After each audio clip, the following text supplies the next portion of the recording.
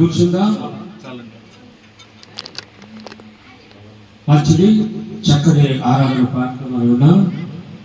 ఈ సమయంలో మరి వాక్య ధ్యానంలోకి వెళ్ళే ముందుగా ప్రార్థన చేస్తున్నాం. అది మన మధ్యలో డిప్యూటీ ఎంఆర్ఓ గారు రవి గారు మన మధ్యలో ఉన్నారు. వారి వాక్యం కొరకు ప్రార్థన చేయవలసిందిగా ప్రేమతో ఆహ్వానిస్తున్నాం. అంత మాత్రమే కాదు, వారు అదేవిధంగా సుదర్శన్ గారిని ఇరువురు కూడా చప్పట్లు కొడదాం.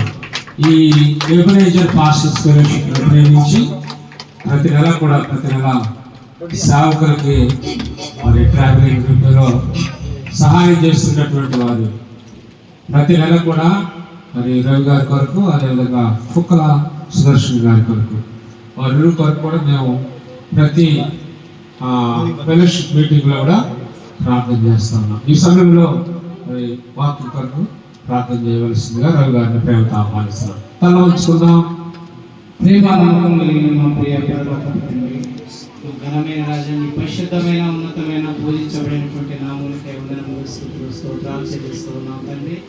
ఇదిగో నా దేవా, ఈ యొక్క మధ్యాహ్న కాల సమయంలో నా తండ్రి నీ పాదాలు చెందుకొచ్చాను నా తండ్రి. అయ్యా, నీ యొక్క కృపను బట్టి, నీ యొక్క ప్రేమను బట్టి నా తండ్రి అందరూ సజీవ లెక్కలో ఉంచి మరొక నూతన దినాన్ని మా జీవితాల్లో ప్రవేశపెట్టిన దేవా, ఈ విధముగా నా తండ్రి ఈ రోజు నా తండ్రి ఊహించిన రీతిగా నా దేవా అయ్యా నీ బిడ్డలతో చేరి నా తండ్రి నీ నామాన్ని స్థిరించడానికి, గణపరచడానికి, అయ్యా నిన్ను పూజించడానికి నా తండ్రి మాకు అందరికి ఇచ్చినటువంటి యొక్క గొప్ప దిన కొరకే వందనములు స్తోత్రాలు చెల్లిస్తున్నాం తండ్రి.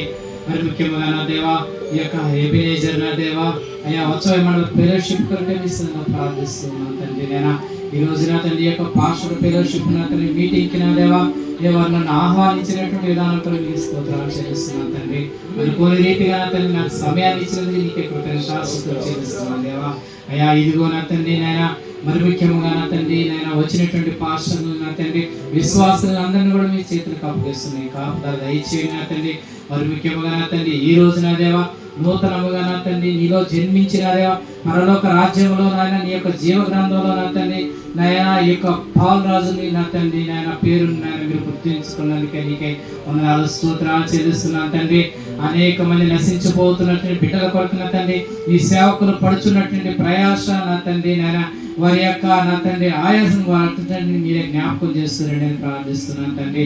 మరి ముఖ్యంగా నా తండ్రి ఈ నాయన పాటల ద్వారా మీరే ఘనత మహిమ ప్రభావాలు పొందారు నాయన. నీ దాసుని నిలబెట్టుకొని అయ్యా ఇదిగో నా తండ్రి పాస్టర్లకి, విశ్వాసులకి, నాకు మాకందరికి నీకు ఏ విధమైనటువంటి ఆత్మీయ ఆహారం కావాలో నా తండ్రి మీరు మధ్యాహ్న కాల సమయంలో మాట్లాడుతూరండి నేను ప్రార్థిస్తున్నాను తండ్రి. నాయన ఈ దాసుని నీ శిలువ సాటం మరుగుపరుచుకొని నా తండ్రి పరలోకంలో ఉన్నటువంటి నాయన మర్మములన్నిటిని నా తండ్రి మాకు వివరించమని ప్రార్థిస్తున్నాను తండ్రి. మా హృదయాల్లో నాయన వాటిని భద్రపరచుకొని నా తండ్రి వాటిని అనుసరించి మేము నడుచుకునే భాగ్యంలో మాకు అందరికీ దయచేయమని ప్రార్థిస్తున్నాను తండ్రి. నాయన మీరు మాట్లాడుతున్నప్పుడు నీ దాసుని ద్వారా నాయన నా కొరకు మా కొరకే మీరు మాట్లాడారని నా తండ్రి ఎవరు బాధపడకుండా నా తండ్రి నాయన వాటిని స్వీకరించి నా తండ్రి సరి చేసుకొని నడుచుకునే భాగ్యం ప్రతి బిడ్డకి దయచేయమని ప్రార్థిస్తున్నాను నా దేవా. వందనాలు స్తోత్రాలు చెల్లిస్తున్నాను తండ్రి.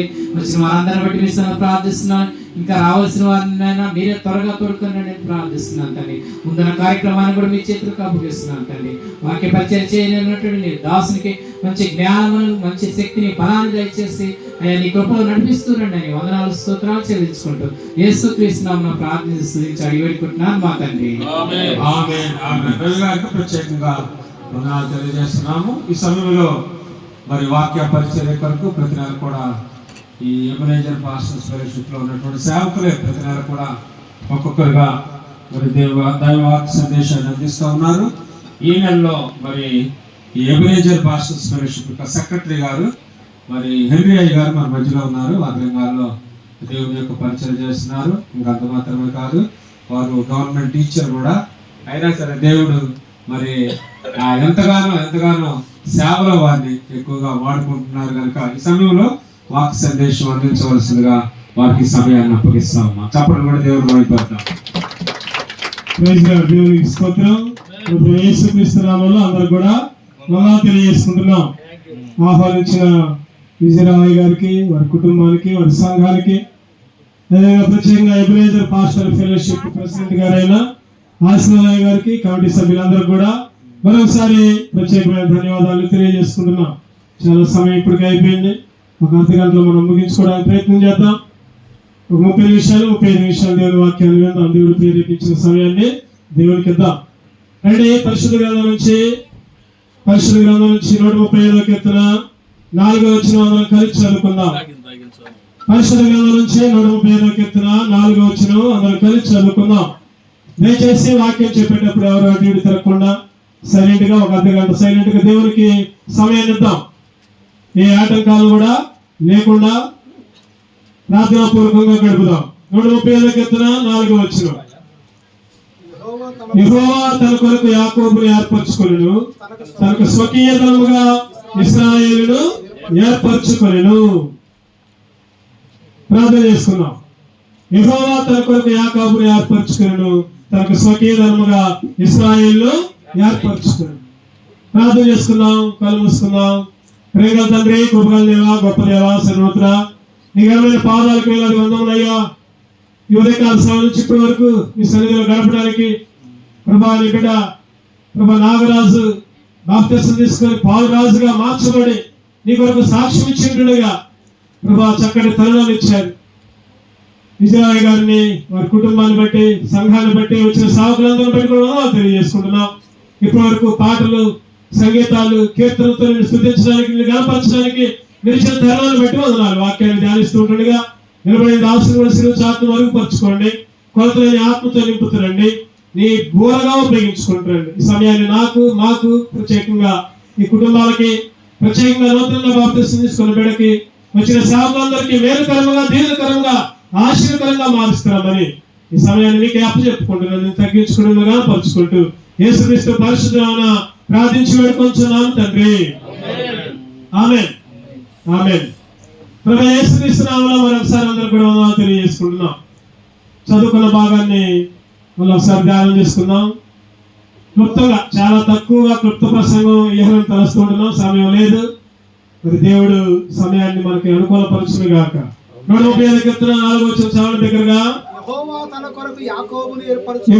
తన కొరకు యాకోబును ఏర్పరచుకొనెను, తనకు స్వకీయతనముగా ఇశ్రాయేలును ఏర్పరచుకొనెను.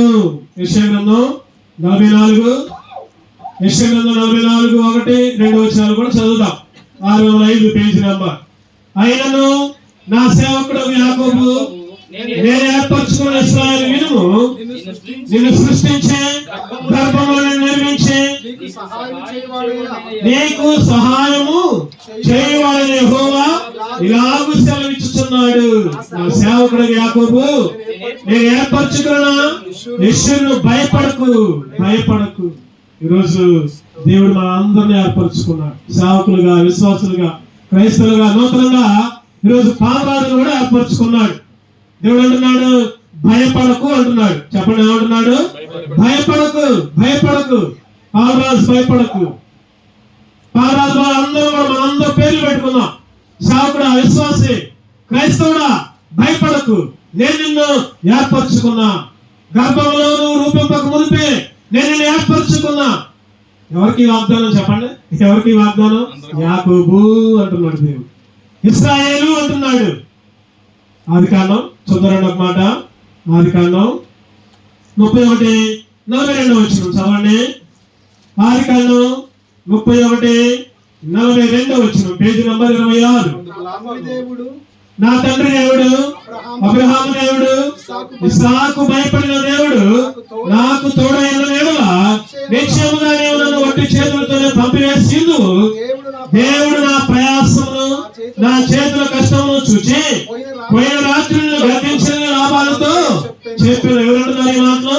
యాకోబు అంటున్నాడు. యాకోబుకి ఎవరు తోడుగా ఉన్నారంట? అబ్రహాము దేవుడు, ఇస్సాకు దేవుడు. దేవుడు చక్కటి మాటలు యాకోబు అంటున్నాడు, నేను నీకు తోడై ఉంటున్నా. యాకోబు అంటున్నాడు కదా, దేవుడు నాకు తోడుగా ఉన్నాడు.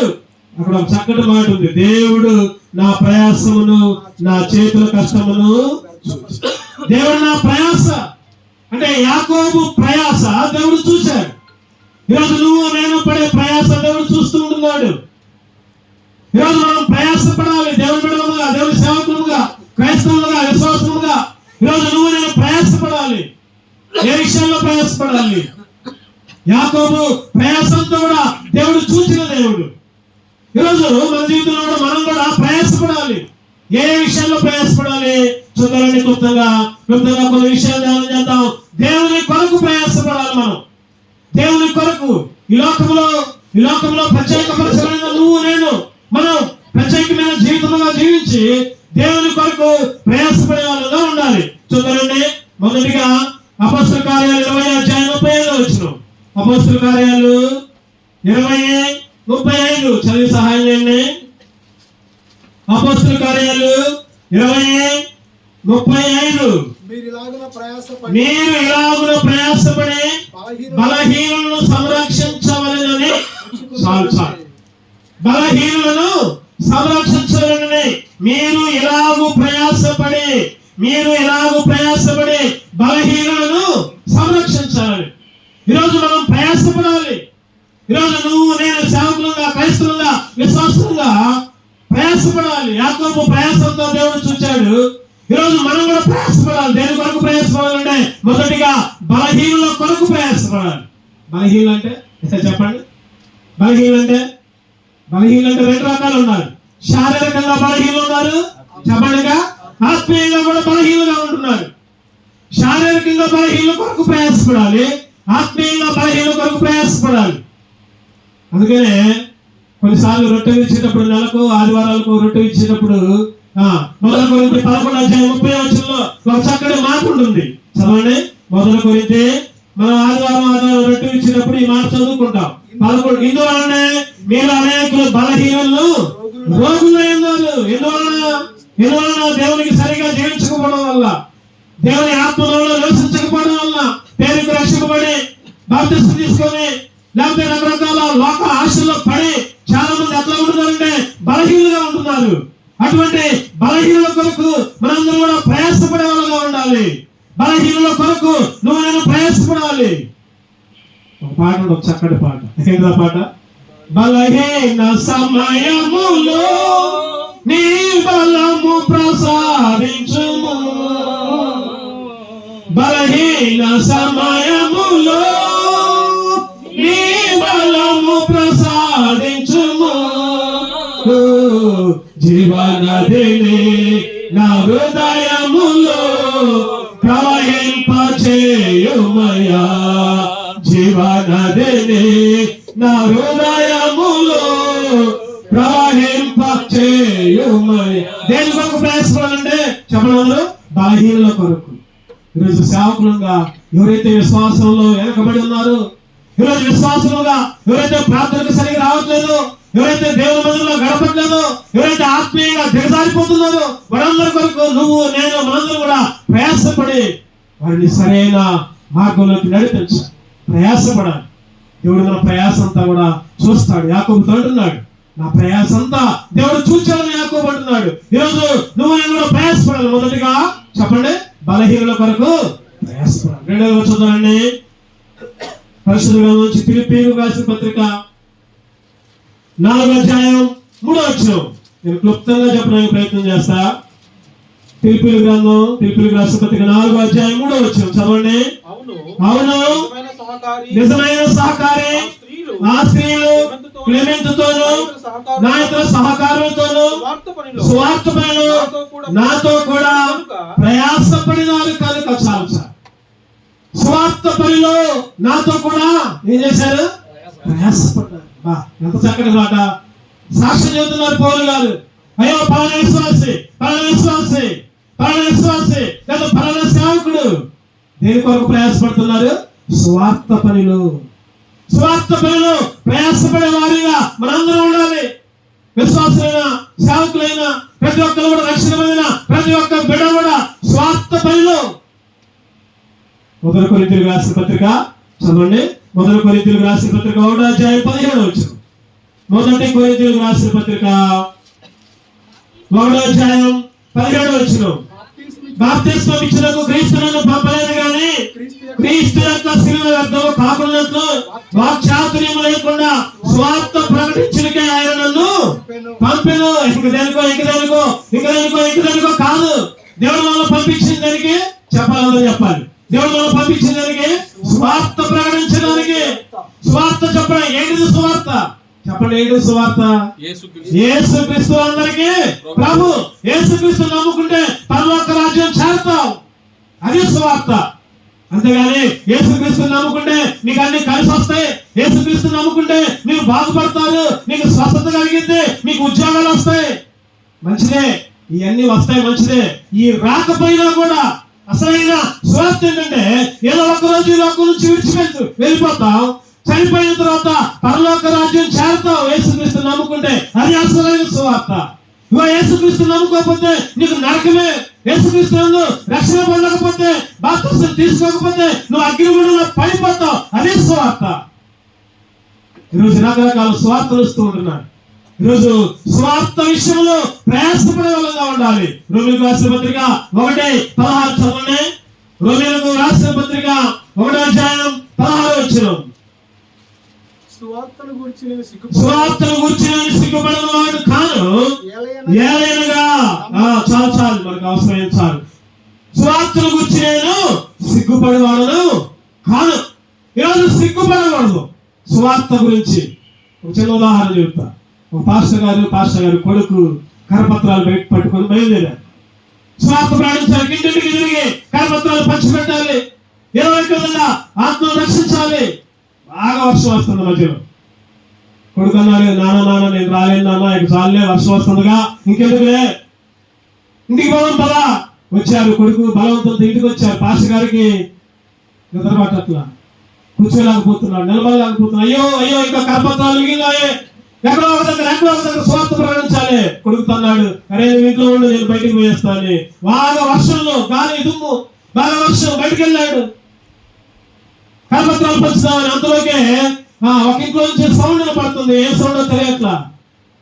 బాగా వర్షంలో ఆ ఇంటి దగ్గరికి వెళ్ళి తలుపు తట్టాడు.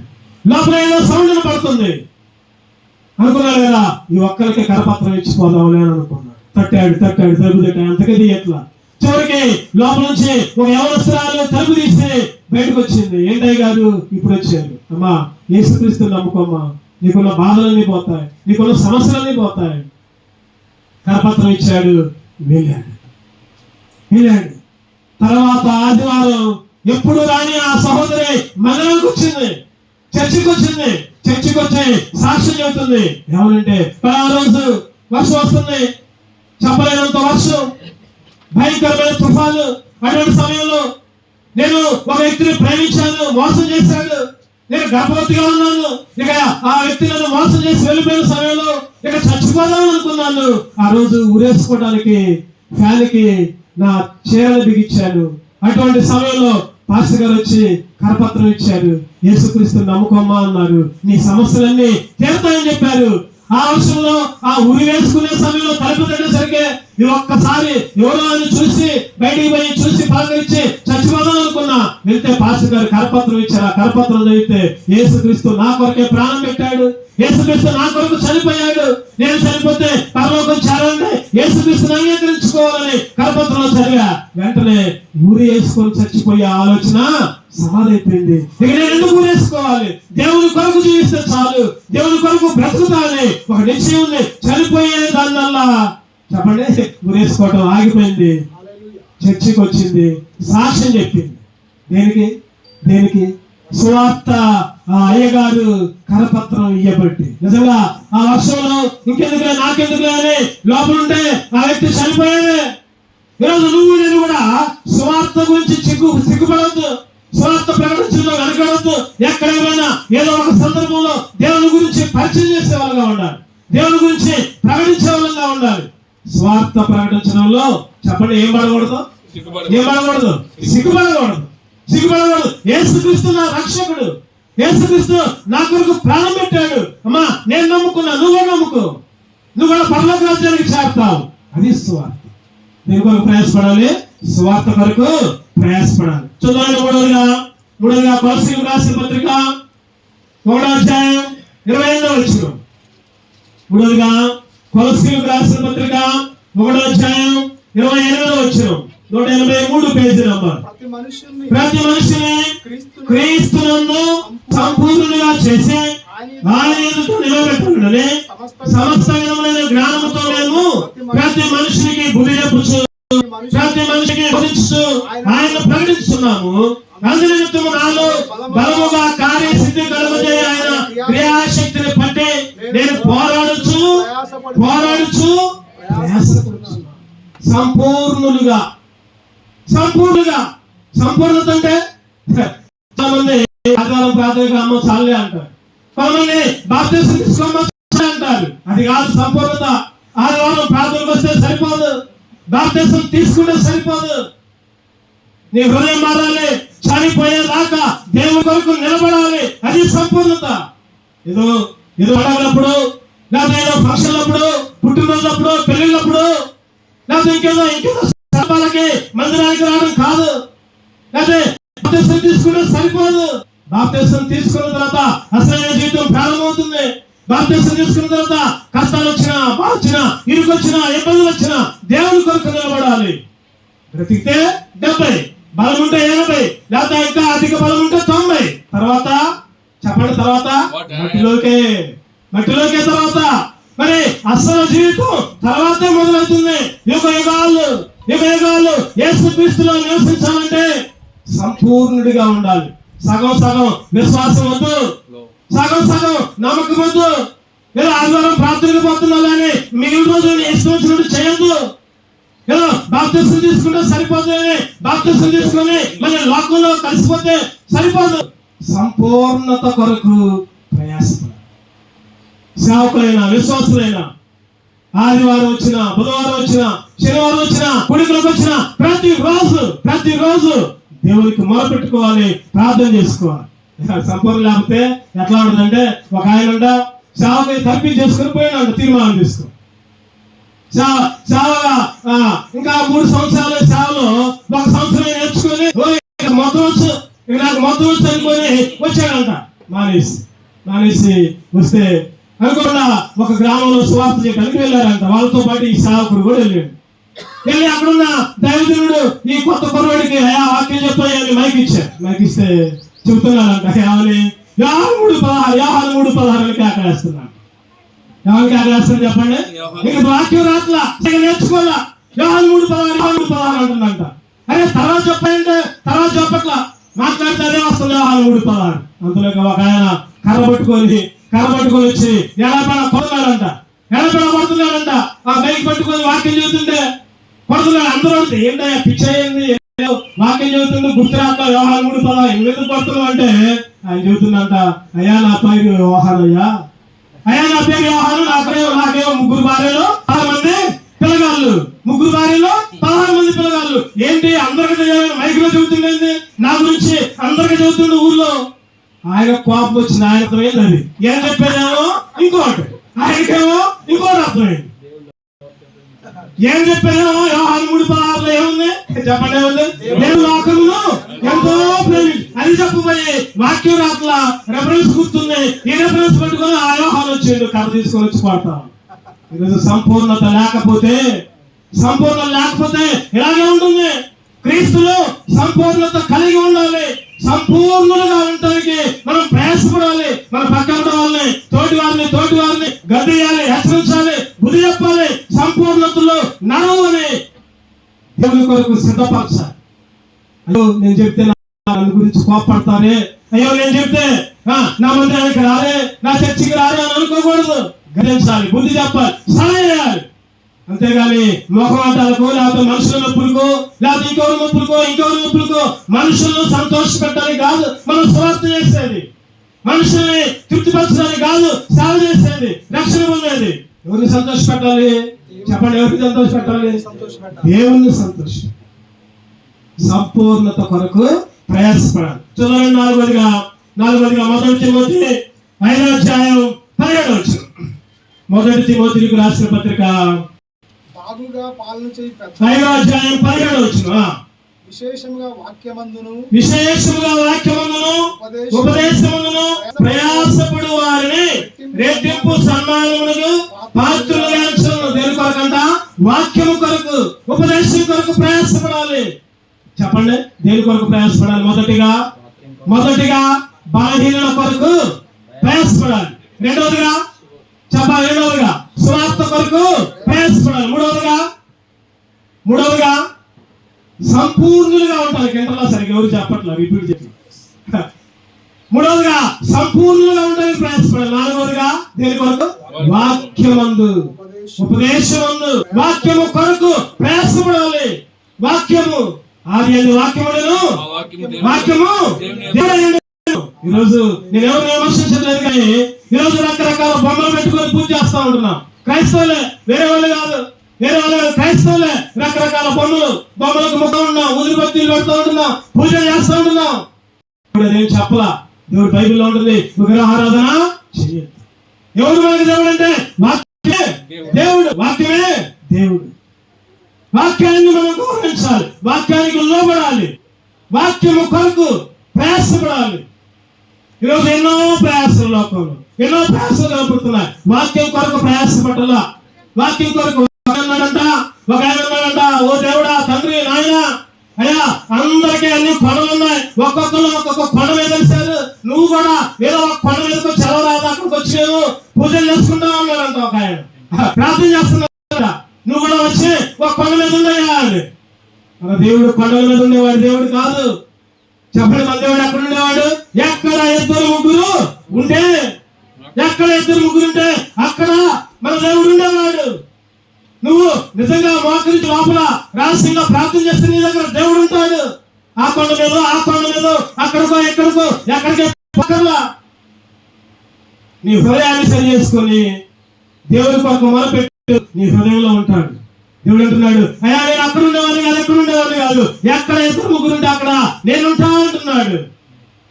ఎక్కడ ఇద్దరు ముగ్గురు కూడినా అక్కడ ఉండును నా దేవుని సన్నిధి ఒక్క మనసుతో. చెప్పండి, ఒక్క మనసుతో వేడుకుంటే చాలు, ఆయన మన మధ్య ఉంటాడు. తగిన హృదయంతో పాడితే చాలు, విరిగిన మనసుతో ఆయన వేడుకుంటే చాలు. ఈరోజు మన దగ్గర ఉంటాడు. మన దేవుడు మాట్లాడే దేవుడు, మన దేవుడు గద్దించే దేవుడు, మన దేవుడు చూసే దేవుడు.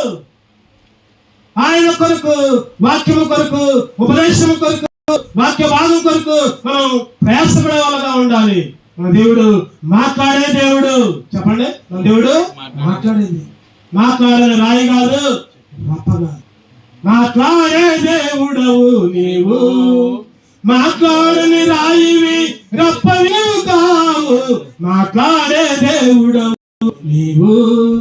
యేసయ్యా, యేసయ్యా, యేసయ్యా, యేసయ్యా. దేవుడు మాట్లాడే దేవుడు. ఆ వాక్యము ఎవరు మాట్లాడేది? వాక్యమే మనతో. వాక్యము కొరకు ప్రయాసపడాలి. చివరిగా ఇంకోటి చూసుకున్నాం మనం. 5వదిగా 1 తిమోతి 6వ అధ్యాయం 11వ వచనం. 1 తిమోతి 6వ అధ్యాయం 11వ వచనం.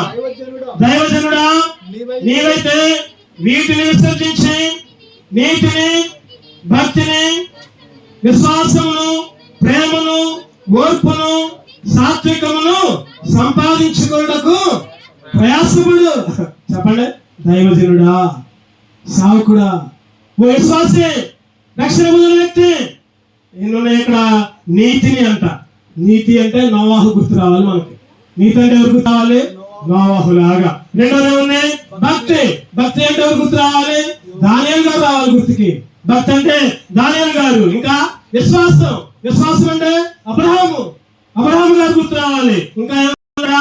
ప్రేమ. ప్రేమ అంటే దావీదు, శత్రువులు కూడా ప్రేమించిన వ్యక్తి. ప్రేమలు. ఇంకా ఓర్పు. ఓర్పు అంటే యోబు గారు. వెరీ గుడ్, చక్కగా చెప్పారు. ఓర్పు అంటే యోబు లాగా సహనం, కష్టాలు, బాధలు, సమస్యలు. ఇంకా ఏముంది అక్కడ? సాత్వికం. సాత్వికం అంటే మోషే. సాత్వికం గుర్తు. వాటి కొరకు ప్రయాసపడే వాళ్ళగా ఉండాలి. ఈరోజు మన ప్రయాస ఏంటి? దేని కొరకు ప్రయాసపడుతున్నాం? నీ ప్రయాసంతో కూడా దేవుడు చూస్తూ ఉంటున్నాడు. నీ ప్రయాస, నా ప్రయాస. ఈరోజు 5 రకాల ప్రయాసాలు ఇస్తాం. ఒకటోది బలహీనల కొరకు ప్రయాసపడాలి. రెండవది స్వార్థ కొరకు ప్రయాసపడాలి. మూడవది సంపూర్ణంగా ఉండడం కోసం ప్రయాసపడాలి. నాలుగవది వాక్యం కొరకు ప్రయాసపడాలి. ఐదవది ఐదవది నీతిగా ఉండటానికి, భక్తిగా ఉండటానికి, ప్రేమగా ఉండటానికి, ఓర్పుగా ఉండటానికి, సాత్వికంగా ఉండటానికి ప్రయాసపడాలి. ఈ మధ్యాహ్న కాల సమయంలో దేని కొరకు ప్రయాసపడడం, నీ ప్రయాసంతా కూడా దేవుడు చూస్తూ ఉంటున్నాడు. ఇంకొక 5 నిమిషాలు ముగించుకున్నాం. క్లుప్తంగా కొన్ని విషయాలు దేని కొరకు ప్రయాసపడాలి. కీర్తనలు 127:1 రెఫరెన్స్ చదివి నేను ముగిస్తా. కీర్తనలు 127:1 చదవండి దయచేసి. యెహోవా ఇల్లు కట్టించని యెడల దాని కట్టువారి ప్రయాస వ్యర్థమే. అంటే ఒకటోది దేవుని చిత్తం కొరకు ప్రయాసపడాలి. దేవుని చిత్తము కాని దాని కొరకు ప్రయాసపడద్దు. నాకేమో దేని కొరకు ప్రయాసపడాలో చూసుకున్నాం. దేని కొరకు ప్రయాసపడకూడదో చూసుకున్నాం. దేవుని చిత్తం కొరకు ప్రయాసపడాలి. సొంత ఆలోచనలు వద్దు, సొంత చిత్తాలు వద్దు. రెండవదిగా చూద్దామండి. రెండవదిగా సామెతలు 23:4. సామెతలు 23:4. ఐశ్వర్యమును పొంద ప్రయాసపడద్దు. ఐశ్వర్యం డబ్బు దేనికంట? డబ్బు కోసం ప్రయాసపడదు. డబ్బు కొరకు చాలా మంది ఐశ్వర్యం కొరకు ప్రయాసపడుతున్నారు. ఈ లోకంలో ఏదో ఒక రోజు అంత సంపాదించిన మేడల నిధులు బంగాళాలు ఎన్నున్నా ఏదో ఒక రోజు అంతా కూడా విడిచిపెట్టి వెళ్ళాల్సిందే. ఎవరు కూడా కట్టుకొని పోదు. చాలా మంది ఐశ్వర్యం కొరకు ప్రయాసపడుతున్నారు. ఐశ్వర్యం కొరకు ప్రయాసపడద్దు. నేనంటాను చాలా మంది సేవకులు కూడా ఈ విషయం చెప్పడానికి నేను సిగ్గుపడుతున్నాను. డబ్బుకి దాసోహమై సేవా జీవితంలో వెనుకంజ వేసి లోకంలో గడిచిపోయిన వాళ్ళు చాలా మంది ఉన్నారు.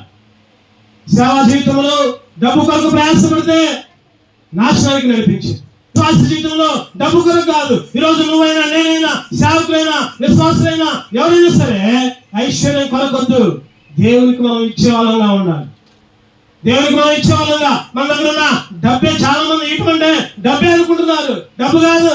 రోజుకి 24 గంటలు అయితే రోజుకి 24 గంటల్లో దశ భాగం 2 గంటల 24 నిమిషాలు దేవుడికి ఇస్తున్నావా నువ్వు? అసలు సేవకుడా, విశ్వాసి, క్రైస్తవుడా, రోజులో 2 గంటల 24 నిమిషాలు దేవుడి కొరకు వాక్యం చదవడం కొరకు, ప్రార్థన చేయడం కొరకు ఇస్తున్నావా? ఎట్లా? రెండవదిగా బలాన్ని, నీ సొంత పనులకే, నీ సొంత కుటుంబం కొరకే, నీ కొరకే నీ బలాన్ని, దేవుని కొరకు నీ బలాన్ని కూడా ఉపయోగించు. నీ బలం దేవుని కొరకు పనిచేయి. దేవుని మందిరంలో గడుపు. దేవుని మందిరంలో పనిచేయి. సేవకులు చెప్పింది విను, సేవకులు చెప్పింది లోబడు. మందిరాన్ని శుభ్రం చేయి. మందిరంలో అన్ని పనులు చేయి. నీ బలాన్ని దేవుడికి ఇవ్వాలి. తర్వాత ఇంకోటి, నీ సమయాన్ని దేవుడికి ఇవ్వాలి. డబ్బుల సంగతి తర్వాత నువ్వు ఇస్తే ఇచ్చినా లేకపోతే లేదు. దేవుడు డబ్బుల గురించి ప్రత్యేకంగా ఎప్పుడు చెప్పలా. ముందు నీ బలాన్ని, నీ సమయాన్ని, నీకు రెట్టింపు ఆశీర్వాదం కావాలంటే అది నీ ఇష్టం. అది అందుకనే చక్కటి మాట ఉంది. ఏంటది? ఐశ్వర్యము పొంద ప్రయాసపడు. రెండోది. మూడోదిగా ఇంకో మాట. యోనా గ్రంథం 3:4 చూస్తే ముగించుకున్నాం. ఇక ఒక 5 నిమిషాల లోపల ముగించుకున్నాం. యోనా 3:4 యోనా ఆ పట్టణంలో ఒక దిన ప్రయాణమంతా దూరము సంచరించుచు నాలుగవ దినములకు నినివే పట్టణము నాశనమగునని. ఒకప్పుడు యోనా అనుకున్నాడు, తార్షీషుకు పోయాడు. అంటే దాంతో నినివే పట్టణం ఎటైతే ఎడిపోతే నాకెందుకు, అది నాశనం అయితే నాకెందుకు, దాంట్లో నరకానికి పోతే నాకెందుకు, నాశనం కావాలనే ప్రయాస. ఈరోజు చాలా మంది కూడా ఎవరైతే శత్రువులు ఉన్నారో ప్రార్థన చేస్తారయ్యా, దేవా వాళ్ళని నాశనం చేయి, వాళ్ళని ఇచ్చేయి. మనం ఇప్పుడు కూడా అట్లా ఉండకూడదు. నాశనము కోరుకోకూడదు. మనం నాశనము కొరకు ప్రయాసపడకూడదు. ఈరోజు నీ ప్రయాస ఎవరైనా సరే, నీ శత్రువును కూడా నువ్వు ప్రేమించాలి. నీ శత్రువు కూడా దీవెన పోయినట్టు, నీ శత్రువు కూడా ఆశీర్వాదం నువ్వు ప్రార్థన చేయాలి. అట్లా ప్రార్థన చేస్తే నీకు మేలు. ఒక వాళ్ళ కాదు, అందరి కొరకు ప్రార్థన చేస్తే అది నీకు మేలు. నాశనం చేయాలని ప్రయాస పడద్దు. లోకస్వార్త 5:5 ముగించుకున్నాం. ఇక లోకస్వార్త 5:5 చదవండి. సీమోను రాత్రంతా మేము ప్రయాసపడుతూనే చాలు. రాత్రంతా, పగలంతా అక్కడ ఉంది. దేవుని మాట చొప్పున ఉంది. దేవుని మాట కొరకు కాక సొంత ప్రయాస, సొంత కష్టాలు అన్ని కూడా పెట్టుకోవద్దు. దేవుని మాటకు లోబడు. దేవుని మాట కొరకు ప్రయాసపడు. దేవుని మాట కొరకు కాక నీ సొంత ఆలోచనల కొరకు ప్రయాసపడితే అంతా కూడా వ్యర్థమే. ఇంకోటి చూద్దామని చివరిగా యోహాను సువార్త 6:27 యోహాను సువార్త 6:27 చదవండి. యోహాను సువార్త 6:27 క్షయమైన ఆహారము కొరకు కష్టపడుకుడి కానీ నిత్య జీవము కలగజేయు అక్షయమైన ఆహారము కొరకే ప్రయాస. కష్టం. ఈరోజు నీ కష్టము, నీ ప్రయాస దేని కొరకు చెప్పండి? దేని కొరకు? అక్షయమైన ఆహారం. ఏంటి అక్షయమైన ఆహారం? చెప్పాలి. దేవుని వాక్యం. దేవుని వాక్యమే. దేవుని వాక్యమే. దేవుడే అక్షయమైన ఆహారం. నువ్వు అన్నం తింటే మళ్ళీ సాయంత్రం కావాలని ఆకలి, మళ్ళీ రేపు పొద్దున కావాలి. అది క్షయమైపోయింది, నాశనం అయిపోయింది, గతించిపోయింది. దాని కొరకు కాదు ప్రయాస. అక్షయమైన ఆహారము కొరకు ప్రయాసపడాలి. ఎటువంటి స్థితిలో ఉన్నాం మనం? ఎటువంటి స్థితిలో ఉన్నాం? ఎటువంటి జీవితం జీవిస్తుంటున్నాం? ఎటువంటి నడుస్తున్నాం? దేని కొరకు ప్రయాసపడుతున్నాం? డబ్బుల కొరకా? లేకపోతే సొంత పనుల కొరకా? సొంత ఆలోచనల కొరకా? లేకపోతే నాశనం కావాలనా? లేకపోతే క్షేమయ్య వాటి కొరక, వెండి కొరకు, బంగారం కొరకు, లేకపోతే డబ్బు కొరకు? ఇటువంటి ప్రయాసలు మానాలి. అక్షయమైన వాటి కొరకు. ఈరోజు విశ్వాసైనా, రక్షణ పొందిన ప్రతి ఒక్కరైనా, రక్షణ లేని వాళ్ళైనా గుర్తుపెట్టుకోవాలి, నీ ప్రయాసంతా వ్యర్థం. నీ ప్రయాసంతా వ్యర్థం. యాకోబుడున్నాడు, ఇదిగో ఇదిగో దేవుడు నా ప్రయాస చూశాడు, నా కష్టం చూశాడు. దేవుడు నా ప్రయాస నాకు తోడుగా ఉండకపోతే నేను ఉట్టి చేతులతోనే పోయేవాడు. ఈరోజు నువ్వు నేను కూడా దేని కొరకు ప్రయాసపడాలి? దేని కొరకు ప్రయాసపడాలి? క్లుప్తంగా కొన్ని విషయాలు ధ్యానం చేశాం. దేవుడు నీతో మాట్లాడితే ఈ రోజు నుంచి దేవుని కొరకు తీర్మానం తీసుకుని దేవుని కొరకు ప్రయాసపడే బిడ్డలుగా దేవుడు మనందరూ కూడా సిద్ధపరచును గాక. ఆమె దేవుడి ఇచ్చిన మాటలు దీవించును గాక. ప్రార్థన చేసుకున్నాం, కళ్ళు మూసుకున్నాం. ప్రేమల తండ్రి, కృపగల దేవ, గొప్ప దేవ, సర్వోత్తరాన్ని ఘనమైన పాదాలకు వేలాది చక్కటి మాటలు మాతో మాట్లాడారు నాయన. దేని కొరకు ప్రయాసపడాలో, దేని కొరకు ప్రయాసపడకూడదు మీరే మాతో మాట్లాడినందుకే ఉన్నాను. విన్న వాక్యాన్ని సైతాన్ని ఎత్తిపోకుండా సైతాన్ని దొంగిలించుకున్నాం, హృదయాల్లో భద్రపరిచి వాటి ప్రకారం జీవించుకోవడానికి నన్ను మమ్మల్ని అందరూ కూడా సిద్ధపరుస్తున్నామని ఈ సమయానికి తెలియజేసుకుంటే యేసుక్రీస్తు పరిశుద్ధంగా ప్రార్థించి వేడుకొంచున్నాము తండ్రి. ఆమేన్. ఈ సమయాన్ని ఇచ్చిన అధ్యక్షుని వరకు తెలియజేసుకుంటూ ముగిస్తాం.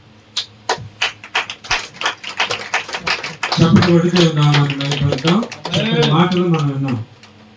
నిజంగా మరి దేవుని పిల్లలు కష్టపడాలని, దేవుని సువార్తను ప్రకటించాలని, అది ఒక సేవకుల భారం మాత్రమే కాదు, రక్షించబడిన ప్రతి వారిపైన భారం ఉన్నదనేటువంటి మాటలు మనం చక్కని ఆధ్యాత్మికమైనటువంటి మాటలు మనం విన్నాం.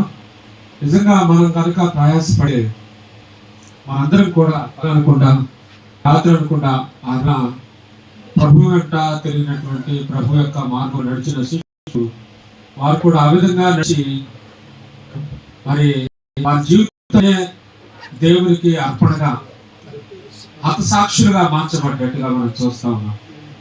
ఈరోజు దేవుడు మనకి జీవితం ఇచ్చాడంటే, ఈ స్థితిలో మనం ఉన్నామంటే మంచి జ్ఞానము, వివేచన, మంచి కుటుంబం, బిడ్డలు, ఇవన్నీ కావాల్సినవన్నీ కూడా దేవుడు సమస్తం కూడా మనకి దయచేసి దేవుడికి ఒక రోజున ఒకసారి